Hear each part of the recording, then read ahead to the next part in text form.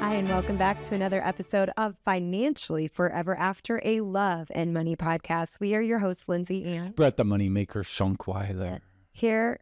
You sound like a WWE guy. I know, right? Well, I got to have some type of, it's kind of like a tagline. You got to You're do like the something. John Cena, can't see me. I didn't know he did that. What? I What don't. was Hulk Hogan's slogan? Hulk Mania. But what did he said something. I don't know. I can only, when you say that, I can only think The Rock. Do you smell smell what what the the Rock's Rock's cooking? cooking? Yeah. I lost my train of thought because all I could think about you is in your little leotard jumping off. Well, I am not getting in a But leotard. WWE would be. Oh, there you go. Tight little leotard. It's like her new fantasy. There we go. It'd be interesting. You could take on Mike the Miz. What? Yeah, he was on I think he was on Real World, and now he's a WWE I superstar. do not think I am in shape to do that. I mean, you'd have to train. I would have to do a lot of training. Who was the Mike Tyson? You'd have to be like Mike Tyson. Probably not too many 42-year-olds in the wrestling world, I wouldn't assume. Anyway, we got off a train of thought there. We are here Oh, yes. Why are we here? to offer this kind of stuff, this banter from this old married couple. It's all good. Also to give you relationship stuff to think about, to new trending things, interesting. And you are a relationship expert, are you I'm not? not a relationship expert, Oh, nor are you, but somehow we still managed to be together after all this time. So we must be doing something right. I don't think there's... Must be doing something right. Is that a song or Yes, something? it is. Oh. Anywho, what do you offer? What do you bring to the What do I offer? You're like, you got this. But what do you what do you got what do you this. bring to the table? Like, I'm the good looks. What do you got? What do you have? Financial advice, financial tips, and tricks, and what's trending, what's going on, what do you need to know? Yeah. What if people haven't been listening though? Why do you know stuff?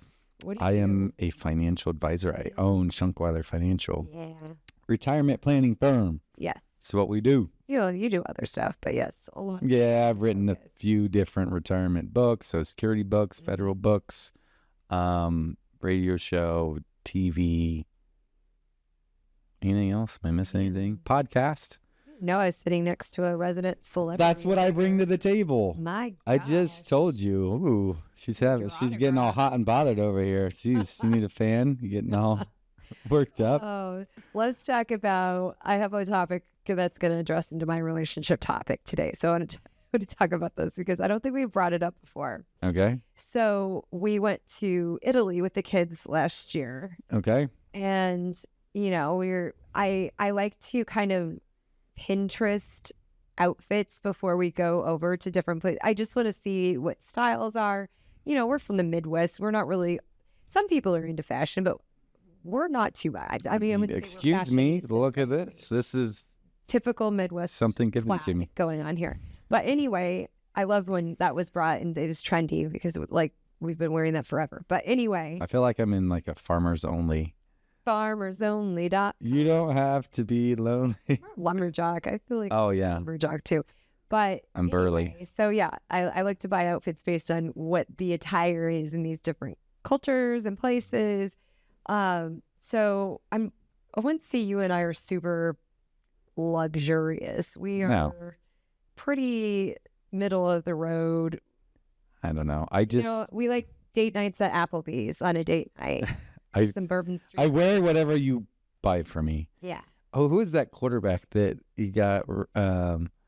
He used to be the Minnesota Vikings Yeah. quarterback. He was on the show. Kirk Cousins. Kirk Cousins. Yeah, He got roasted for his shirt that his wife. he wore the plaid shirt. It's like, and people are like, why? Good husband. Why are you wearing that to a post game interview? People ask him that. He's like, my wife laid it out for me. Yeah. That's like me. Whatever you lay out, I'm Exactly. And you look darn good. on it. Oh, see, I bring some of that to the table. Back to our story. So I wouldn't say we're super luxurious. Well, we were in Rome. So when in Rome, I felt the need to go to this, I'm not going to name drop, but this luxurious purse store. I'm not really a purse person. I don't really have a mind for it. Why can't you drop the purse store on that? I mean, we could, but I'm trying. Oh, it was Gucci. So yeah, Italy, Gucci. Gucci, no Gucci. Gucci, no Gucci. We've also talked about that story before. But anyway, I'm in line this Italy store. I didn't know over there it's such a big deal. So it's a long line to get into this store. And then once you're in there, you have a shopper, a personal shopper that takes you over. You can't just browse. Some people might already know this. Yeah, some people. We don't. We don't. We're not cultured like that. I mean, we do travel, but we don't go into Gucci. We're not luxurious. So I'm in line. I mean, Pinterest must have worked in my favor because the outfit was just doing it for them. They take me. They must have thought I was luxurious because they take me from the back of the line. They bring me into the store. Must have thought I was going to spend a lot of money. And did you? Hold on. So we're getting there. We're getting to the I know. So they have you look at something. Of course, none of this stuff has price tags on it. That's not something, they're not just going to let you pick it up and be like, oh, no. So she has me choose like 4 or 5 purses, and they lay them all across this beautiful glass countertop to look, and it's all lit up, looking gorgeous. So I'm looking at all these purses. I'm like, oh gosh, like, which ones in my price range? None of them really, but I feel pressured at this point because this woman has now taken me from the back of the line, brought me to the front of the line into the store, and is now my personal shopper. And I had a water bottle, a disposable water bottle, but a very crinkly, collapsible water bottle.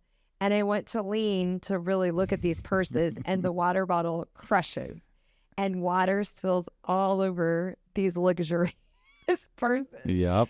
And you would have thought somebody's dog got ran over. Everybody in the store stops, gasps. They're all looking at it. The woman starts gathering up these purses like they're babies, rushes them to the back to go dry them off. I'm sitting there like, so humiliated. I was like, I got out like little tissues out of my purse. It was like dabbing the countertop. So she comes back. I'm beat red at this point, and now I feel like I had to buy something. You say I didn't, but I was so embarrassed. Yep. My soul was crushed. Yep. And I literally did ask her. I said, which one's the cheapest of all of these? I'll go with that one. That's my girl right there. That's what I went with. And don't get me wrong. Some people love their luxurious things, and that's great. You work for them. You want it. That's fine. I really don't. I'm not a purse person. So I have this purse. I most of the time forget to take it with me places. Although I need to be. I told you I'm going to be buried with this purse because it would be. That's how. And I tell her like, I don't love you anymore if you have that purse or not. And I couldn't tell the difference from a Gucci purse to a non-Gucci purse. Right. You're right. You know, some people really can't, and they're into that. And again, we're not shaming you on that by any capacity. But yes, we're just. So what's the lesson learned? What did we learn from that? So the lesson learned is you can look really good on a Target budget. I obviously got into the store, but word of the wise, do not bring a water bottle with you onto the countertop. Spill all of these. Or any fancy place that displays items. I feel like at that point, Julia Roberts, when they're all like, you can't afford this. And then I should have came back the next day and been like, big mistake, huge. I would never. So that's getting us into our topic today. So again, it's been a while. We're going to go with a relationship term. Oh, gosh. You do not know what it means, but it goes along the lines of what we were just talking about. So it's a new trending thing people do on date nights, and it's called quiet luxury date night. Take a guess what you think a quiet luxury date night would be. I mean, I love the term quiet. That's fantastic because it's noise all day long. Cup of tea. Luxury makes... So I'll tell you what sounds nice, and I'll tell you what I think it is. So what sounds nice is like, oh, they're going to bring me some nice food and drink, and then I'm going to be at my house, and they're going to bring it all here, and it's going to be great, and then we're just going to have date night at home. That sounds nice. What I think it is you're going to go... It sounds like, hey, I'm going to go in a limo, and there's going to be people that are going to try to sell me expensive items, and then I'm going to go to some other fancy place that more expensive stuff's going to try to be sold to me. That's what it sounds like. So you're actually closer with your first guess. With my first one? Yeah. Okay. So That sounds better to me. yeah, so this is your cup of tea. So instead of booking the loudest, flashiest restaurant with neon signs and DJs and just loud noises, you're choosing somewhere more for the great food, the ambiance, candlelight corner, nice and quiet where you can actually hear each other, have a conversation with. The vibe is refined, not showy, so not flashy. Also, instead of dressing to impress by slapping these brand names on, you wear something little nice fabrics, clean linens. I think luxury anymore is like nude colors, browns, tans. You don't have flashy patterns. It's just very elegant and neutral, those kind of styles. Did you say you're going to be nude? Is that what you You just know, said? if the date goes well, it might Oh. lead to that. Date that is the night. focus. Let's go. So the experience is elevated, meaning again, luxury, but it's relaxed. It's not, let's over the top everything. So you're subtly saying we value each other, this moment, and taste. So we might spend a little bit more on some of these dinner options tonight, but it's in a quiet, maybe a smaller restaurant as opposed to a big, loud, hard to get into restaurant. It's more intimate. Got it. Makes sense? Mhm. So, Lad, let me ask you, why do you think this trend is all the rage? Like, what do you think is drawing more people to this kind of date? Maybe to get away from social media and get out of the limelight. I don't know. Okay. That's about all I that's got fine. there. That's fair. You ask me financial questions sometimes, and I have no idea. So, again, not really. I wouldn't say Totally who's wrong. getting away from social media these days. Nobody. So why is it the rage? For instance, some examples are they're looking more for, again, discreet and tasteful, nothing too flashy or showy. So again, you're wanting environments that are maybe like a nice candlelight dinner, or you're going for a walk on the beach. Maybe you're stargazing, something that's more intimate. And maybe you just go over the top with a nice, expensive bottle of wine. But then the flip side, it's quiet. You're maybe enjoying it on a picnic style, that kind of thing. So question here. Who is saying this is the trend? And is this like people in their 60s, 70s, 50s, 30s, 20s? It can be for anybody. Obviously, I think as you age, whereas we're now in our 40s, we want more quiet. We want more peace. Mm-hmm. We want to have that conversation.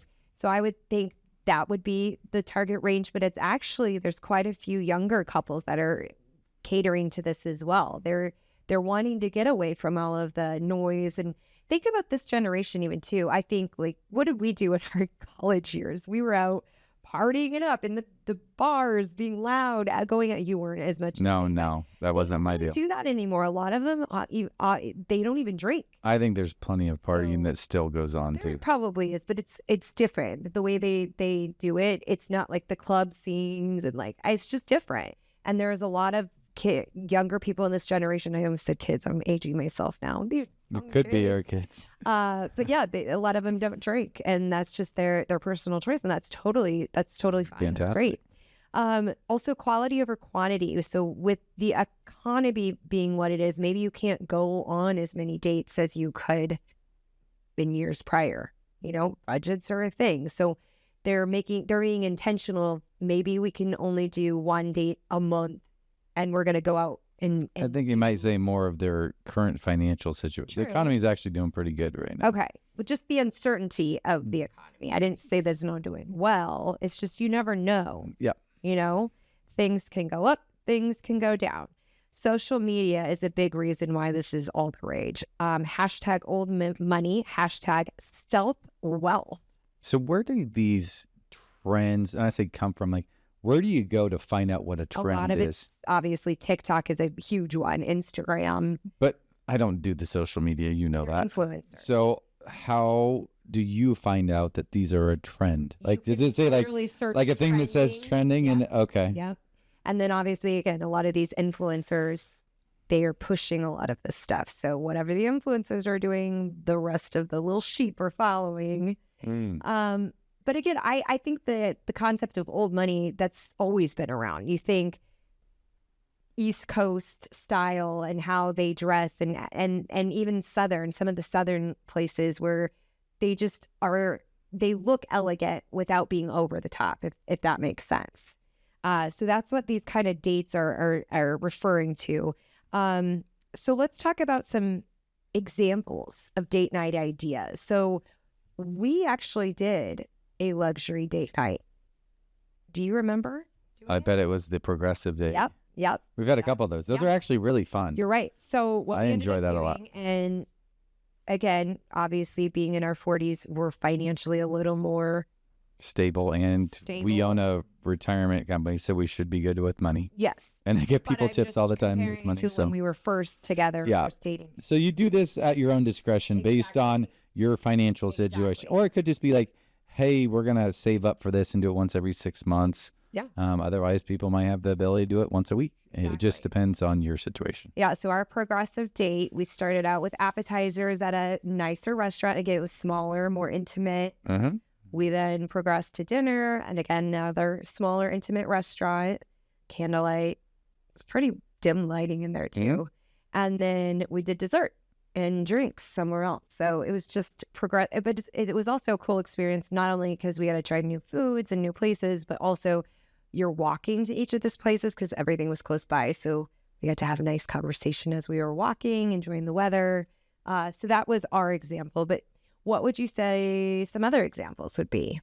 Have any ideas? I mean, I like that. I would say if you are going to do that, have it within walking distance if you have a bunch of places close by rather than having to drive. Now, we have done that before, and that's been fine, but you just don't have to drive all the way across town to go, I'm thinking of this place. You kind of want to have it earmarked ahead of time where you want to go and make sure you're not saying, all right, well, let's go to a nice intimate dinner on a Friday night at 7:00 when everybody else is going to get, and then you can't get in, and then you're waiting for an hour to get in for your dinner. Like, be smart on the day of the week that you plan it and the time that you go to do that. Absolutely. So these are some great options for people, especially if you're on a budget, because some of these don't involve being super expensive. Number one, sunset picnic with elevated touches. Pick a scenic spot. It can be in your backyard. It can be at the lake. It can be at a park. Bring a basket of artisan bread, cheese, charcuterie style. You know I love those. I like that. That's good stuff. A nice bottle of wine. Again, if you're not a drinker, that's totally fine. Sparkling champagne. Sparkling grape juice. Grape juice, there you go. Do a non-alcoholic beverage, whatever your choice. But the point is, the luxury part is the details, not the price tag.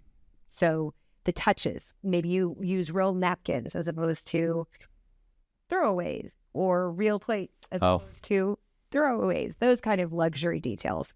At-home spa and pamper evening. You actually did this for me. I did this in COVID. Come in and do massages and manicures, pedicures, which was awesome.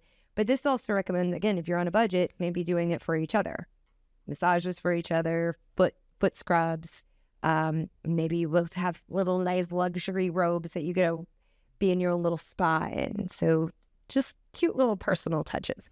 Stargazing and cozy throw blankets. I really like the idea of getting in the bed of the truck, making it all comfy with blankets and everything. Maybe some little lights, late music. You're outside looking at the stars, and then you have some nice wine. Again, doesn't have to be alcoholic. Maybe soda. Whatever your cup of tea is. So those are some great other options. Oh, this is a good one.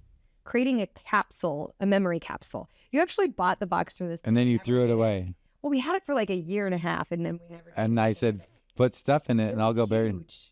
It was huge. It was a chest. It was like a treasure chest. I wanted to bury it in the backyard. Threw it away. I think it still have it. No, I don't think so. I think it's in our basement. But yeah, this is something fun you could do, or it's like, let's do it today and make a plan to 5 years or 10 years from now. We open it and see what we were doing at the time. So those are just some examples. You can also Google other ideas, just search up those luxury date nights. But yeah, it's all the rage. Give it a try. Let us know. Give us some comments and feedback if you do try it, or if you have ideas, suggestions. let us know. Where can they give us those suggestions? Or ask those Oh, I questions? thought you would never ask. I definitely asked. Go to the website that we have, financially, the number 4, financiallyforeverafter.com. And you can ask a question, leave a comment there. You can also apply for a 15-minute consultation with myself or one of my 2 advisors for financial topics that we're actually getting into next. Where else can you listen to us on? You can find us on all the social media platforms, listening on Spotify as well as Apple. Follow us on YouTube, where you can also watch these episodes, and make sure you hit that like and subscribe button. All right, what do we got today for finance? All right, so following last week's turn, we actually had some more questions come in, and it was career-oriented. So this person asked actually 4 different questions, same individual, very, very inquisitive, asking about the career. So We're going to name drop who it was. it was, who do we have here? That was Kevin. So Kevin wrote in, he goes, how do I ask for a raise without sounding pushy or ungrateful? Ooh. How would you do that? I don't That think is this has such to a be, hard I question. don't think this has to be, a financial one, because I really teach about finances, maybe Yeah. not so much about asking for a raise, but it's something that we can definitely hit on. So what do you think? I would think this one's hard, because even when I was in my corporate job, I always had issues with asking for that raise. But I would think definitely go in and do your homework before you have that conversation. Know your worth, and have the facts to prove it. So you have the numbers in front of you. You say, look at my numbers this year as opposed to last year. Show them what you got and why you're valuable, and go in with that. And I would call it having ammo in your back pocket. I would agree. And you could do research on what your pay is amongst other companies around, hey, I've seen this marked as this, or, past people have applied for this. They're making this at this particular company online here. I'm doing the exact same thing for $5,000 less. I've been here for the last 6 months. I've done this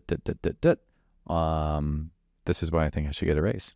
I think just hear what they have to say, or when are you going to get back to me? Yeah. And go from there. If not, feel free to look for another job if there's something similar to that.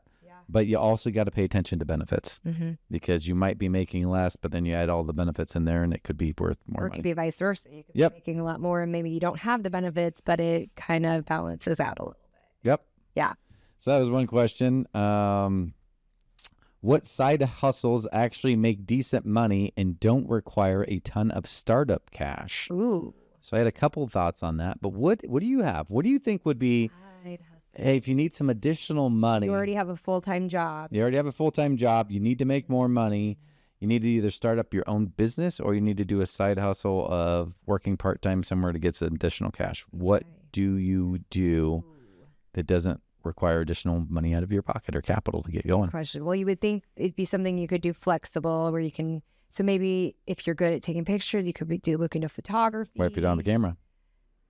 You got to buy a new camera. That's a startup cost. Yeah, that's a startup cost. So they're saying they don't want to. And don't require a ton of startup cash to get it going. Say it's a ton of stuff. Yeah, it depends on the type of camera. It could be. Could work as a DJ. And then who's going to, as a you should probably have a website or something to show or demo or whatnot. Who's going to buy that if you don't have any of that? Well, yeah, you'd have to start out. You'd have to get some fake Get some models friends, and say, I'm going to take your pictures and show. I did it for friends and family until And you could probably do what, $1,500 to start it up, something like that. yeah, be a low cost. Yeah. Okay. But that's again if you're good at, and you have to buy all the software and all. I mean, there is some Time and whatnot. But hey, if you got some time to do it, that's fine.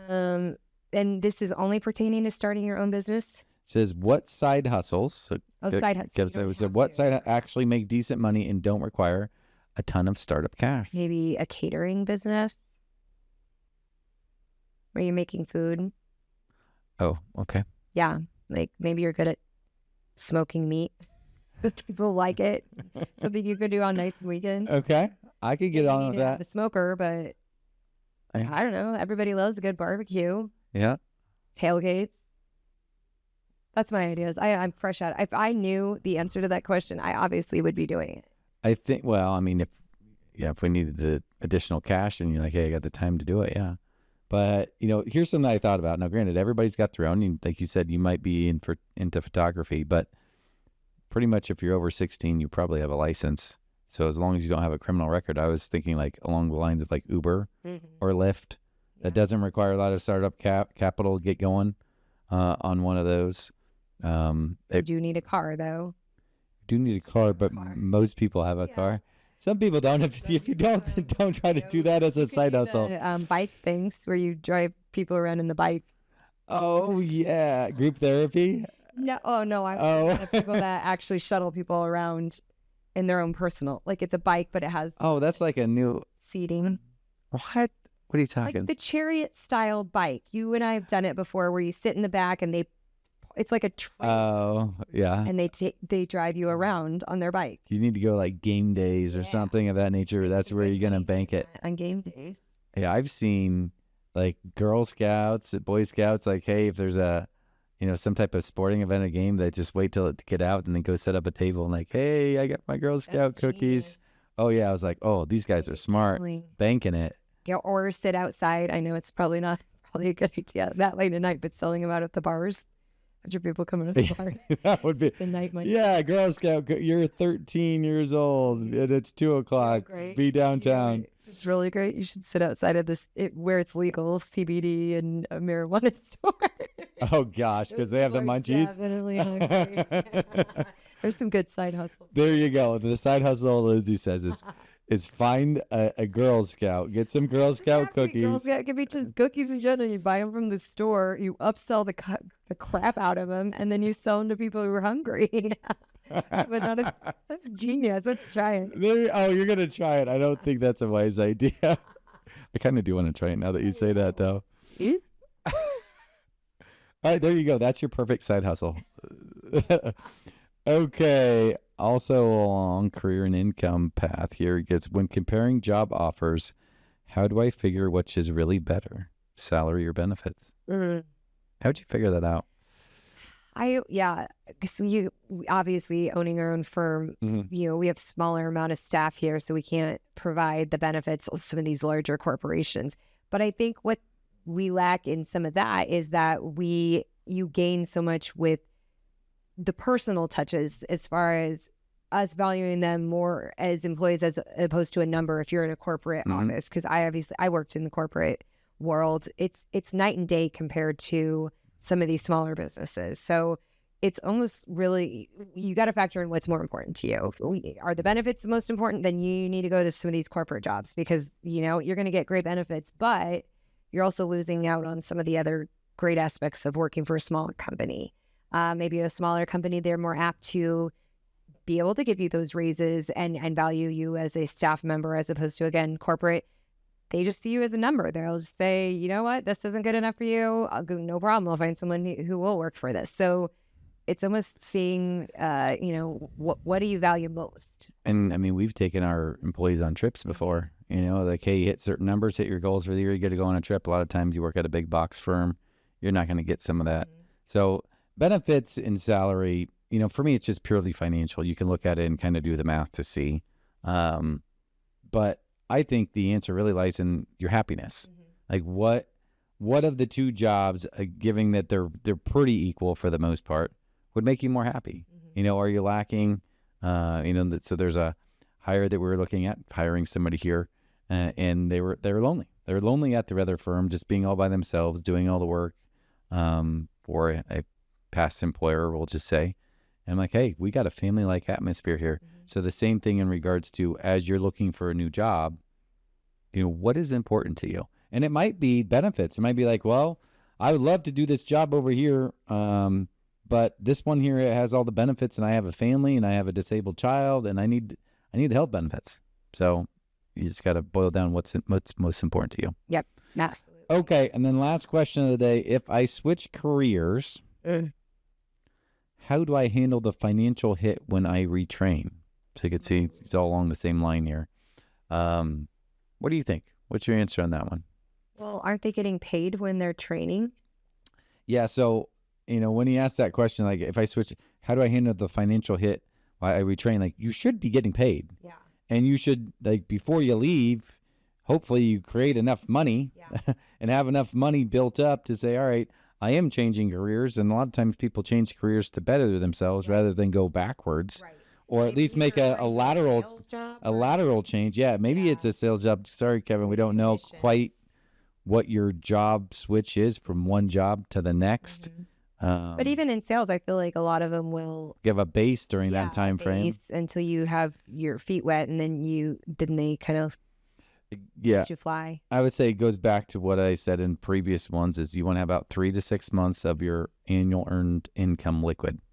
Doesn't just mean in a checking account; could be in other investments, but having enough liquid, accessible money that you don't have to worry about things like this, or the car breaks down, or the roof leaks, or whatever it is, that you have enough liquid money to where you don't have to go to credit cards. Same thing can be true for switching jobs. Just make sure you have enough liquid. Now, granted, it's easier said than done. You got to build it up over a period of time, but unless you're just getting started, work on that savings habit of getting 3 to 6 months of annual earned income liquid and saved, and then from there, then you can save a bunch and save into retirement. Keep saving in retirement. And got questions? Reach out to us. Where would they reach out to us, though, at? Oh, I'm glad you asked. Well, you always do the website. I feel like that's your thing. Okay. Where do they ask? Financially Forever After, the number 4, financiallyforeverafter.com. You can ask a question, leave a comment, or you can apply for a 15-minute consultation for myself or one of my 2 advisors, and we will answer your questions, see how we can help you out in regards to your situation. Should you be switching careers, have a retirement question, want to save some tax money on particular investments or whatnot? Yeah, good stuff. Again, follow us on those social media platforms: Instagram, TikTok, Facebook. I always forget some on the way. I think that was it. Spotify, Apple, YouTube. We're on there. Find us. We would love to have you listening in and adding your 2 cents, asking those questions. Yeah. See what you got. You can be one of the next questions that we talk about. So for you. And hopefully, if you're along this journey with us, you are growing in your financial repertoire. Like I am. Repertoire. I'd say repertoire. I'm trying to be luxurious. Pronunciation. Okay, leave a comment next time to say, is it repertoire? Like RAW will say raw or OUR. So let's text and see which one it is. See who wins. Ask. Repertoire. Hopefully you're learning these financial things as well as I am. Whether we're retaining everything or not is up to discussion. But at least we have these episodes to listen back on and remind ourselves. There you are. And I feel like you're growing in your relationship journey as well. Look at all the terms you are learning, all the dates you're learning about, all the new age terms that you didn't know existed. There was one, what did I said the other night? Something ship. Situationship. We discussed that a few episodes ago. Yeah, I used that in a sentence to you like a week or 2 ago. There you go. Ooh. So you're learning as well. Thank you so much for being here on this journey with us and joining us on another episode of Financially Forever After, a Love and Money podcast.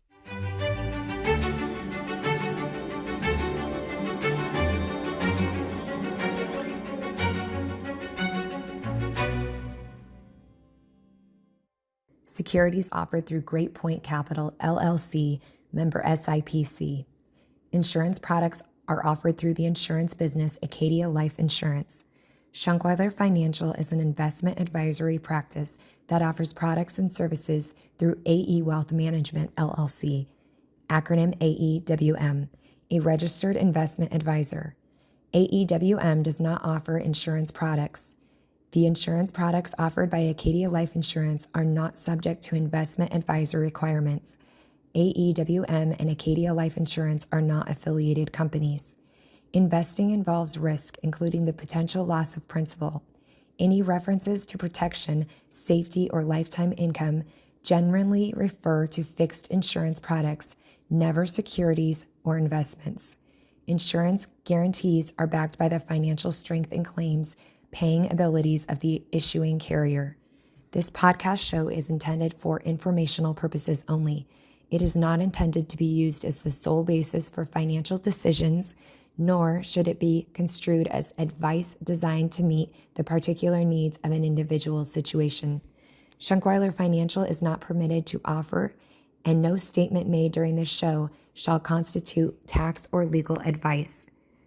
Our firm is not affiliated with or endorsed by the U.S. government or any governmental agency. The information and opinions contained herein, provided by third parties, have been obtained from sources believed to be reliable, but accuracy and completeness cannot be guaranteed by Schunkweiler Financial.